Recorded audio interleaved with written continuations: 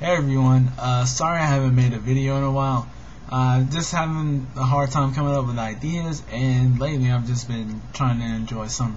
But that's not the purpose of this video. The main purpose is we got Dwight Howard. Oh my god, I'm so excited.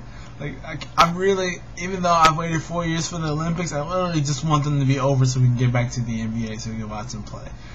I'm very excited about this trade.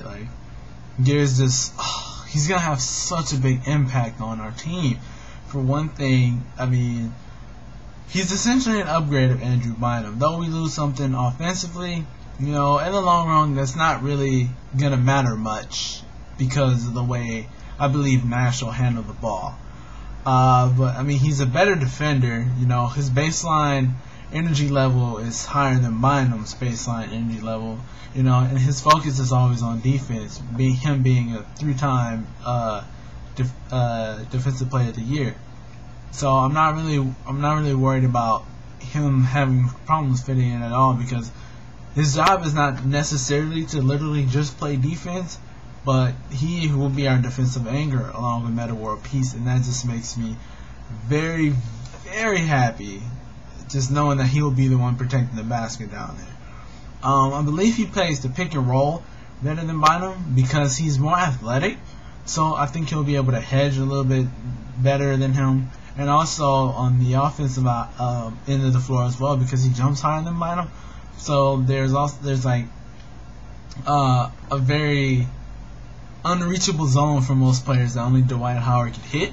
So it literally just makes it like, hey, if he rolls to the basket and Nash has the ball and he just so happens to be open, all you have to do is just either throw the ball up in the air and he'll just go up there and get it. And speaking of Nash, he actually compensates a little bit for Nash's lack of defense. We all know Steve Nash is 38 and he's pretty old at this point. He's never really been known as a defender anyway. So when you have guys when we play teams like the Clippers and the Thunders, and they have Russell Westbrook and stuff like that, and let's face it, he's probably going to get blown by at least 5 to 6 out of 10 times. But just knowing that Dwight Howard is there might make them a little bit more reluctant and limit the opposition's movements even more. And the fact that he doesn't even have to block a shot, because changing shots is just as important as blocking shots. So his mere presence of just being in the game, even though we'll lose something when he's off the court, when he's on the court, the defense will just be ranked up to a whole nother level. And I think that move, Mitch pulled off a really good move, and that gives us a chance at the title, because technically speaking, we have the best starting 5 in the league, and we've also made improvements to our bench. Acquiring Antron Jameson, we re-signed Jordan Hill, and we got Chris Duhon and Earl Clark in the Orlando Magic trade. And I see some promise in Earl Clark. He has a nice, he's very athletic for a 6'10" guy, and he can put the ball on the floor well. Has a set jumper. I wish he would develop a pull-up jumper, but that'll come in time, so I'm not really worried about it. He just shows some promise, and we upgraded the bench, and that was the main problem. Oh, and we also signed Jody Meeks as well.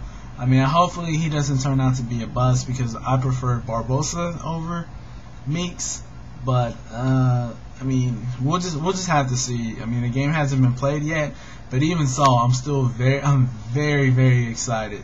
It was just like Christmas all over again. And it was, that was just a wonderful feeling. But there's also one other thing I wanted to talk about. And lately I've been hearing since the Dwight Howard trade, a lot of people are talking about super overpowered teams in the NBA now.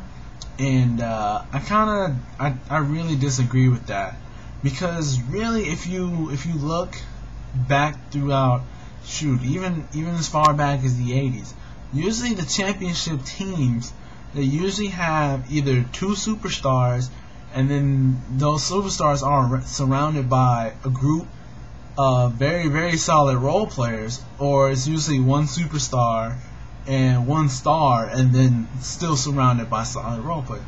Like the 2 superstars combination, obviously The two most notable ones in recent year have been Jordan and Pippen, and Kobe and Shaq. And then you can also throw Wade and LeBron in there too, since they just won it this last year.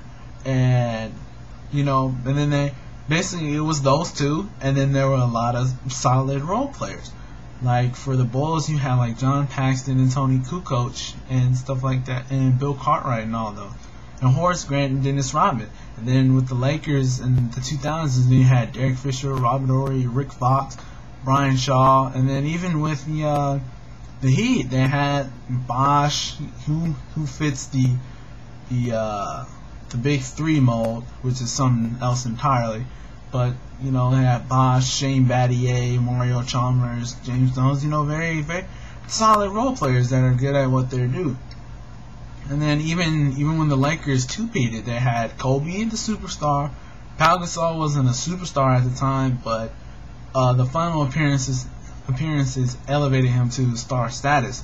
And we were surrounded by people like Jordan Farmar, Lamar Odom, Sasha Vujacic, Trevor Ariza, and then Ron Artest. Very, very solid role players. So I think that, I kind of see this as being, it is the move. I can see how people would deem it overpowered. But if you just take a look back, I mean, everyone's pretty much had a combination of that.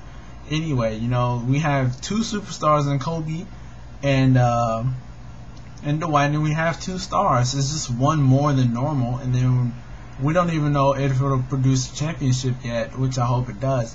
So you can't really call it overpowered, because people around the league are making moves just like that as well. I mean, take a look at the Knicks. The Knicks have Carmelo and Amari, two superstars, and they have Tyson Chandler, which is a star who just won a championship back in 2011 with the Mavericks. And then they just bring in Jason Kidd, who's a very savvy, now I consider him a very savvy role player. And then I'm not sure the other roster moves they made so far, but I mean, even that alone is just everyone's trying to basically put together a team with one or two superstars, or a superstar and a star, and just surround it with role players, because that's all you really need is a championship success. And even sometimes the people they play against have the same formula as well. I haven't looked into that as much as I have the winners, but nonetheless, I believe that overpowered team notion doesn't really exist at the moment, because you can't really have an overpowered team if it's just continuing what has been already done before. So yeah, that's just my 2 cents on that. Thanks for watching the video. Subscribe if you like anything, if you like what you see, and I'll talk to you guys later. Peace.